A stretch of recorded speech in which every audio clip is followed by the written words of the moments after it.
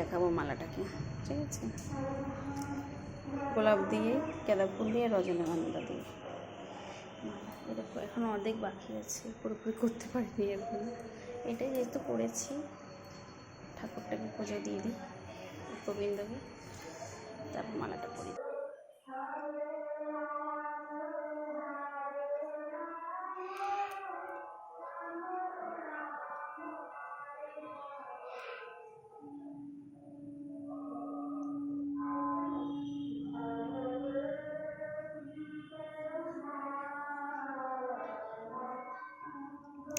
আমার মালা রেডি।